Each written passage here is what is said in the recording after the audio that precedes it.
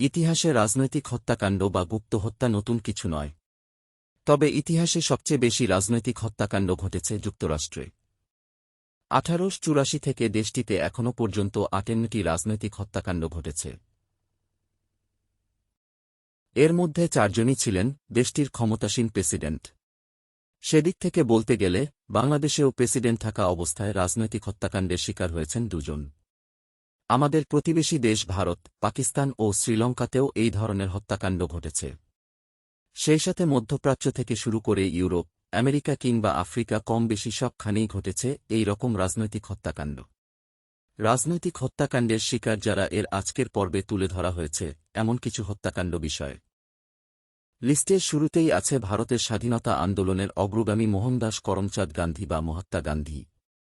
এরপর ভারতের প্রথম নারী প্রধানমন্ত্রী ইন্দিরা গান্ধী, ভারতের ষষ্ঠ প্রধানমন্ত্রী রাজীব গান্ধী, পাকিস্তানের প্রাক্তন প্রধানমন্ত্রী বেনাজির ভুট্টো, সৌদি বাদশাহ ফয়সাল বিন আব্দুল আজিজ যিনি বাদশাহ ফয়সাল নামেই অধিক পরিচিত, যুক্তরাষ্ট্রের প্রাক্তন রাষ্ট্রপতি William McKinley, Abraham Lincoln, John F Kennedy, বাংলাদেশের প্রথম রাষ্ট্রপতি বঙ্গবন্ধু শেখ মুজিবুর রহমান, বাংলাদেশের অষ্টম রাষ্ট্রপতি সাবেক সেনাপ্রধান মেজর জিয়াউর রহমান, মিশরের প্রাক্তন রাষ্ট্রপতি মোহাম্মদ আনোয়ার এরশাদাত, লিবিয়ার প্রভাবশালী শাসক মুয়াম্মার গাদ্দাফি, ইরাকের প্রভাবশালী শাসক সাদ্দাম হুসেইন, ইসরায়েলের প্রাক্তন প্রধানমন্ত্রী ইতজাক রবিন, প্রাক্তন সুইডেনের প্রধানমন্ত্রী ওলফ পালমে, সাম্প্রতিক সময়ে 2022 সালে জাপানের প্রাক্তন প্রধানমন্ত্রী শিনজো আবে, সর্বশেষে সম্ভবত ইব্রাহিম রাইসুল সাদাতি বা ইব্রাহিম রাইসি 2024-এ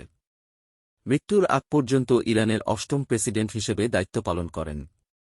আল জাজিরা নিউজের তথ্যমতে 18 মে 2024 তারিখে ইরানের প্রেসিডেন্ট ইব্রাহিম রাইসি এবং দেশের পররাষ্ট্রমন্ত্রী হোসেইন আমির আবদুল্লাহিয়ান একটি হেলিকপ্টার দুর্ঘটনায় নিহত হন। খারাপ আবহাওয়ার মধ্যে দেশটির একটি পাহাড়ি ও বনাঞ্চল এলাকায় হেলিকপ্টারটি বিধ্বস্ত হয়েছিল।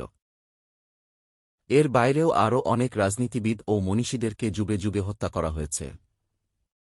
ক্ষমতার লোভ কিংবা রাজনৈতিক প্রতিহিংসা কিংবা পররাষ্ট্র নীতির দোহাই দিয়ে যুগে যুগে ক্ষমতাধর ব্যক্তিদেরকে হত্যা করে অপশক্তি তার ফায়দা নেওয়ার চেষ্টা করে, এখনও করছে, হয়তো ভবিষ্যতেও করবে।